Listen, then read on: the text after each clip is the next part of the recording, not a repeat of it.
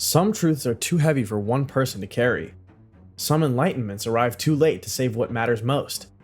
Anakin Skywalker walked away from the Jedi Temple with balance in his heart and a white lightsaber at his side, believing he'd found the answer the galaxy forgot.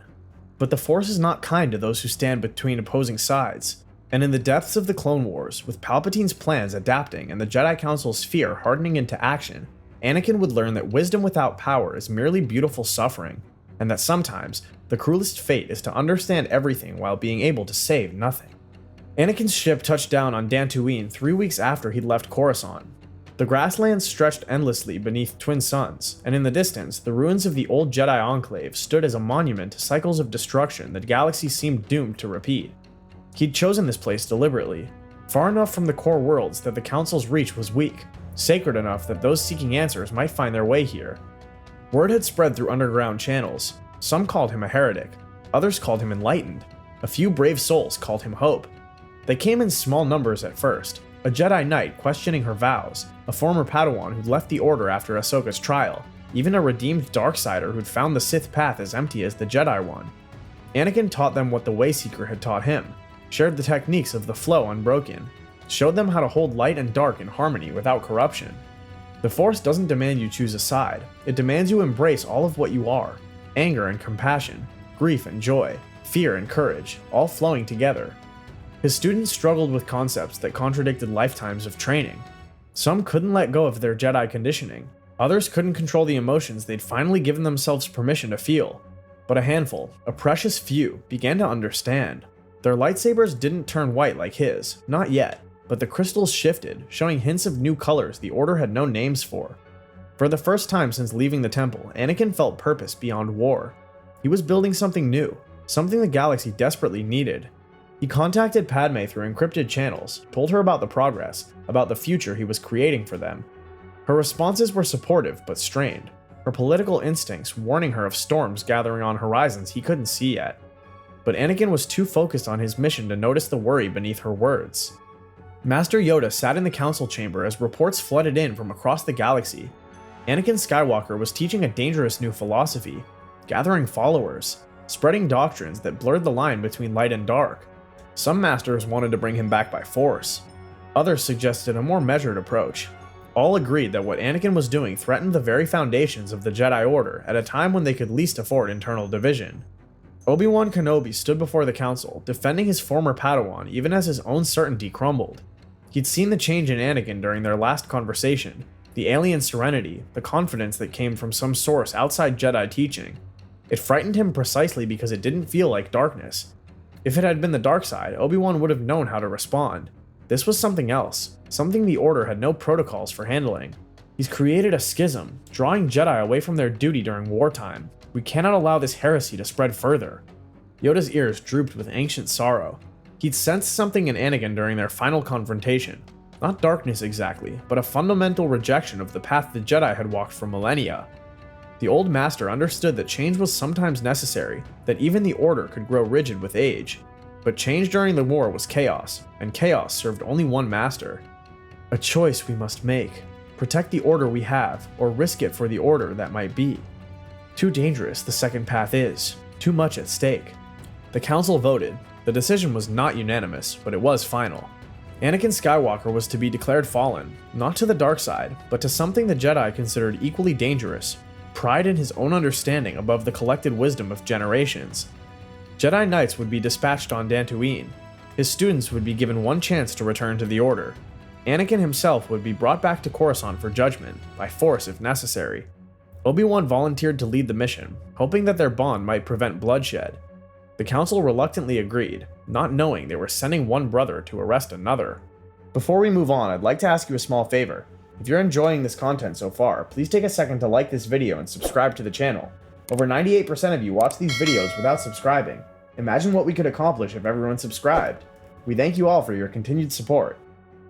Chancellor Palpatine stood alone in his private chambers, the persona of the kindly politician discarded like an ill-fitting coat. Anakin Skywalker had disrupted years of careful planning, but somehow slipped between the cracks of the trap so perfectly designed to catch him. The revelation of his identity as Darth Sidious had been premature, forced by the Jedi's unexpected discovery. But Palpatine had survived for decades by adapting, by turning setbacks into opportunities. He studied the reports from his agents on Dantooine. Anakin was teaching balance, gathering followers, creating something outside the Jedi-Sith binary. In another circumstance, Palpatine might have admired the audacity, but this threatened his carefully constructed plan for the Sith's ultimate victory. If Anakin succeeded in establishing a third path, they could unravel everything. The rule of two, the grand plan, the very philosophy that had sustained the Sith through centuries of hiding. Balance, how poetic. But even perfect balance can be shattered with the right application of pressure. The key was Padmé. It had always been Padmé. Anakin's attachment to her was the fault line running through his newfound equilibrium. Palpatine couldn't turn Anakin to the dark side through manipulation anymore. The young man had seen through those techniques on Ilum, but he could engineer circumstances that would break Anakin's balance from within. All he needed was leverage, timing, and the willingness to sacrifice one senator to secure an empire. He activated a secure holocom to his agents embedded in the Senate's medical corps. New instructions were transmitted, protocols adjusted, failsafes put in place. Padmé Amidala was pregnant. Palpatine's network had discovered that months ago, and pregnancy came with risks. Risks that could be amplified by those with the right access and no moral constraints whatsoever. Order 66 would still come, but perhaps with a different catalyst than originally planned. Perhaps with Anakin Skywalker broken not by the dark side, but by the universe itself, proving that balance was merely another beautiful lie that couldn't save what you loved. Padmé Amidala stood on the balcony of her apartment, one hand resting on her growing belly, watching the endless traffic streams of Coruscant flow through the artificial canyons below. Anakin had been gone for 2 months. His messages came sporadically, filled with passion about his new teachings, about the future he was building. He didn't know about the pregnancy yet. She'd wanted to tell him in person, but the opportunity hadn't come. Now she wondered if it ever would. She'd loved Anakin since Geonosis, had married him despite knowing the complications their union would create. But the man in those messages felt like a stranger wearing her husband's voice. He spoke of balance and enlightenment with an intensity that bordered on obsession, describing concepts she couldn't fully grasp. The Jedi she'd married had been passionate but grounded, his feet on solid terrain even when his heart soared. This new Anakin seemed to exist somewhere else entirely, somewhere she couldn't follow. "I'm losing you to something I don't understand, and I don't know if what I have to tell you will bring you back or push you further away." Her handmaiden Dorme entered with news. The Senate was in an uproar. Chancellor Palpatine had survived what he claimed was a Jedi assassination attempt. Master Windu had tried to execute him without trial, he said, proving the order had become too dangerous to control. Emergency powers were being discussed. Palpatine was calling for the Jedi to be placed under direct Senate oversight until their loyalty could be verified. Padmé felt ice in her veins. She knew Mace Windu. He would never act without cause, which meant either the Chancellor was lying or something far more complex had occurred in that office. She thought of Anakin standing between them, his white lightsaber ignited, and wondered what choice he'd made in that moment. Whatever had happened, she sensed the galaxy tilting toward an abyss, and she was carrying Anakin's children toward the edge with no way to stop the momentum. She sent another message to Dantooine, marking it urgent. He needed to know about the twins. He needed to come home before the Jedi came for him, because Obi-Wan had visited her yesterday, his face heavy with duty, asking if she knew where Anakin was. On Dantooine, Anakin's students numbered 23, not enough to change the galaxy, but enough to prove the concept worked. They came from different backgrounds, different species, different philosophies, all united by the belief that the binary had failed them. A Togruta Jedi who'd served alongside Ahsoka and left after her burial, a Zabrak who'd nearly fallen to the dark side after losing his family to separatist attacks, a human former Sith acolyte who'd fled Korriban seeking something beyond endless hatred. They trained together in the ruins of the old Enclave, learning to channel their full emotional spectrum without corruption. The techniques were difficult, requiring a level of self-awareness that most Force users never achieved. Many struggled. Some failed and left, unable to unlearn their conditioning. But those who remained began to transform in ways that made even Anakin pause and wonder. "I feel my anger at what the Order became, but it doesn't control me anymore. It's just there, part of me, not poison, just truth." Anakin watched his students spar, their diverse fighting styles blending Jedi forms with techniques adapted from other traditions. Their lightsabers hummed with unique frequencies. One had a blade that shifted between blue and violet, another's glowed with soft amber white, a third had achieved something close to the pure white Anakin carried. They were becoming something new, something the galaxy hadn't seen in millennia. But beneath the hope, Anakin felt tremors in the Force. The visions that had plagued him on Coruscant returned with new intensity. Padmé dying in childbirth, the Jedi Temple burning, his students cut down by those they'd once called brothers. He meditated using the flow unbroken, tried to find the equilibrium that had served him so well. The visions didn't disappear, but he managed to observe them without panic, accepting them as possibilities rather than certainties. What he didn't realize was that some visions weren't warnings to be heeded, but prophecies already in motion, cascading toward inevitability, regardless of how balanced his perspective became. The Force was showing him truth, and truth cared nothing for his newfound wisdom. Obi-Wan Kenobi stood in the gunship's troop bay as it descended toward Dantooine's grasslands, surrounded by 12 Jedi Knights he'd personally selected for their restraint and wisdom. He'd argued for a political approach, insisting that Anakin wasn't fallen in any conventional sense. The Council had agreed to let him try reasoning first, but the strike team was insurance against the possibility that reason would fail. Through the Force, he could sense Anakin's presence in the old Enclave ruins, steady, centered, but fundamentally different from the volatile young man he'd trained for over a decade. Obi-Wan had spent the journey meditating on what he would say, how he would bridge the gap between his brother's new path and the Order's legitimate concerns. The galaxy was at war. The Jedi couldn't afford internal division. Surely, Anakin could see that his timing, however pure his intentions, was disastrous. "I taught you to question, to think independently. How can I punish you now for becoming exactly what I hoped you'd be?" Obi-Wan led his team across the grasslands as the sun rose, casting long shadows that seemed to presage darker things to come. In the distance, he could see figures emerging from the ruins, Anakin's students, arranging themselves in a defensive formation. They weren't igniting lightsabers, weren't assuming combat stances, but their positioning was unmistakable. They would protect their teacher. Anakin stood at the center, his white lightsaber visible but unlit at his belt. Even from this distance, Obi-Wan could see the change in his former Padawan's posture. No longer the aggressive stance of a warrior, but the centered readiness of someone who'd transcended the need to prove anything. It was simultaneously the most Jedi and least Jedi thing Obi-Wan had ever witnessed. They'd stopped 30 meters apart, two groups of Force users who should have been allies facing each other across grass that whispered with morning wind. In another timeline, this might have been a reunion. In this one, it felt like a funeral waiting to happen. They stood facing each other across the ancient grasslands, master and apprentice, brother and brother, two men who'd loved each other, separated by philosophies neither could surrender. Obi-Wan made his case with eloquence and compassion.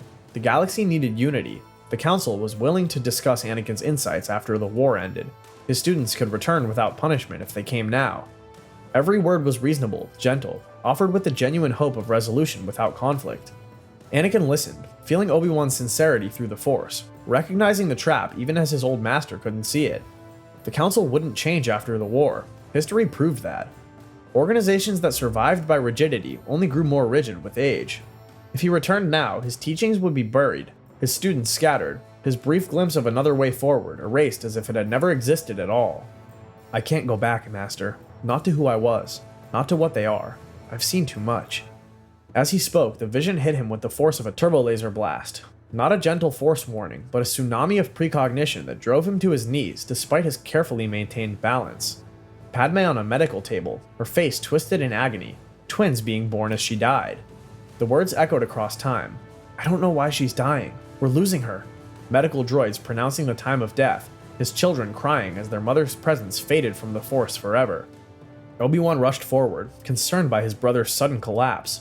Anakin's students tensed, unsure whether to protect their teacher or trust the Jedi Master's intentions. The moment balanced on a knife's edge. One wrong move, one misinterpreted gesture, and violence would erupt across the grasslands. But what broke the standoff wasn't aggression. It was Obi-Wan's comlink chirping with an emergency transmission from Coruscant. "It's Padmé. She's collapsed at the Senate. They've taken her to the med center. Anakin, she's pregnant, and there are complications." Everything else ceased to matter. The Council's demands, the students watching, the carefully maintained balance Anakin had cultivated, all of it evaporated like morning dew under twin suns. The vision wasn't a warning. It was happening, right now.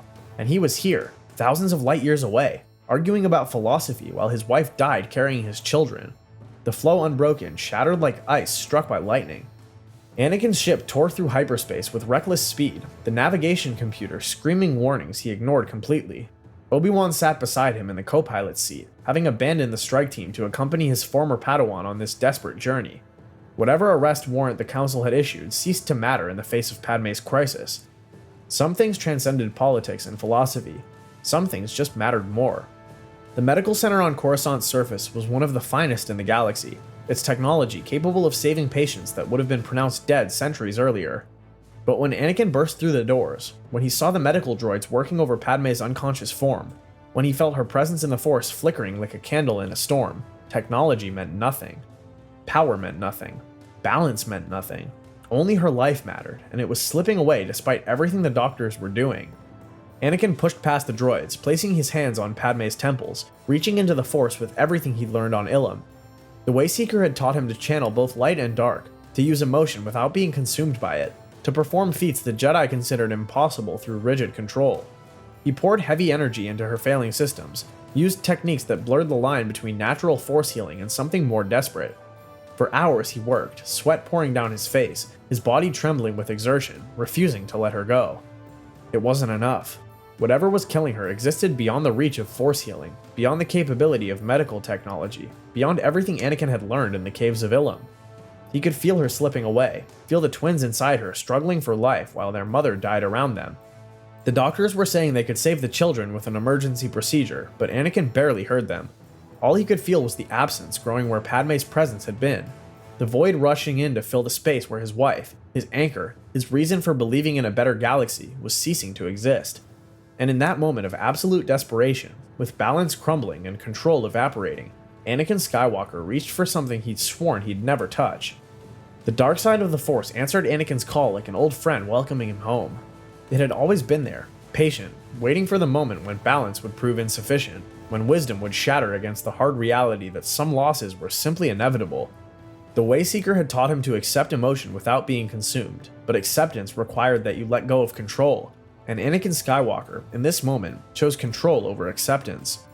Ancient Sith techniques flooded his consciousness, not from Palpatine's teachings, but from something deeper, something he'd glimpsed in the visions on Ilum and rejected. The knowledge of how to transfer life essence from one being to another, how to cheat death itself through acts of profound darkness.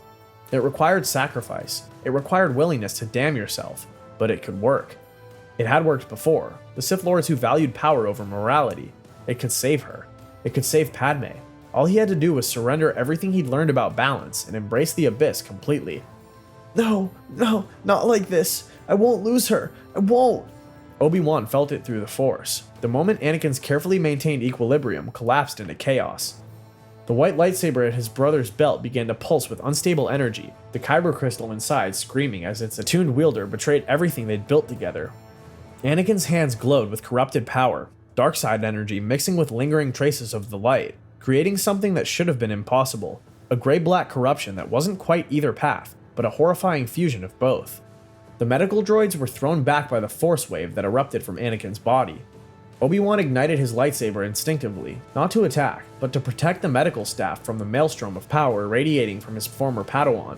He watched in horror as Anakin attempted the impossible, tried to use Sith techniques filtered through his understanding of balance, tried to save Padmé by pulling life force from the Force itself and channeling it into her dying body. For one terrible moment, it seemed to work. Padmé gasped, her eyes opening, her hand reaching for Anakin's face. But what he'd done was unnatural, wrong, a violation of the fundamental laws that govern life and death. Her body rejected the corrupted life force, spasming once before going completely still. And in that final heartbeat, Anakin felt something worse than her death. He felt her recoil from him in the Force, felt her recognize what he'd become in trying to save her, felt her love mixed with fear and disappointment as her presence finally, completely, permanently disappeared from the galaxy. The twins were born via emergency surgery 20 minutes after Padmé's death. Luke and Leia Skywalker entered the galaxy as their mother left it, crying into a universe that had already shown them how cruel existence could be. Obi-Wan held the children while medical droids worked frantically to stabilize them, his eyes never leaving Anakin's collapsed form across the medical bay. His former Padawan knelt beside Padmé's body, broken in ways that transcended physical injury. Outside, the galaxy was dying in its own way. Chancellor Palpatine had waited for precisely this moment, had engineered it, in fact, through agents in the medical corps who had introduced a slow-acting poison to Padmé's system weeks earlier. With the Jedi's most powerful knight broken by grief, with proof of what happened when Force users pursued philosophy over duty, with the chaos of Anakin's failed rescue providing the perfect cover, Palpatine enacted Order 66. Clone troopers across the galaxy turned on their Jedi generals, executing them with the precision of programmed machines. The Jedi Temple on Coruscant burned, its defenders cut down by the soldiers they'd fought beside for 3 years. You sought balance, young Skywalker. You found it, perfectly poised between having everything and having nothing. Now you have the nothing. The Jedi are destroyed, the Sith rule, and you are neither. You are merely broken. Anakin looked at the hologram with eyes that held neither light nor dark, but something far worse, complete emptiness. The white lightsaber at his belt had cracked during his attempt to save Padmé, its crystal fractured by the contradiction between balance and corruption. When he ignited it one final time, the blade that emerged was no color at all, a void, an absence, a weapon that consumed light rather than emitted it. He was neither Jedi nor Sith, nor balanced Wayseeker. He was something the galaxy had never seen, a Force user who'd touched enlightenment and had it torn away, leaving only the ghost of what might have been. Obi-Wan tried to reach him, tried to say something that might bring his brother back from the abyss. But Anakin looked at him with that terrible empty gaze and spoke words that would haunt Obi-Wan for the rest of his life. He said he understood now what the Wayseeker had meant about enlightenment without acceptance becoming isolation.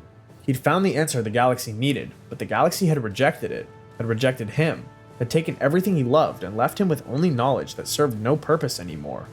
The Force had shown him balance, and balance had failed. The Jedi had been right to fear emotion, and the Sith had been right to embrace power. He'd been wrong about everything, and Padmé had died for his arrogance.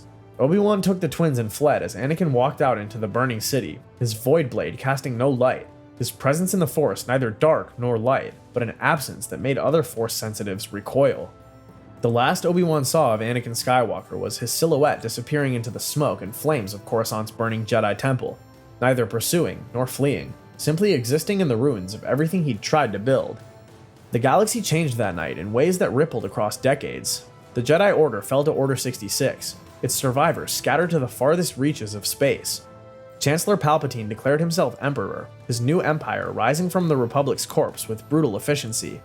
The Clone Wars ended not with peace, but with victory for the dark side so complete that resistance seemed futile. But Anakin Skywalker did not become Darth Vader. He became something without a name, something that wandered the galaxy's forgotten places, seeking the redemption that death wouldn't grant him. His students on Dantooine were hunted down by Inquisitors, former Jedi twisted to the Empire's service, and most died defending the philosophy Anakin had taught them.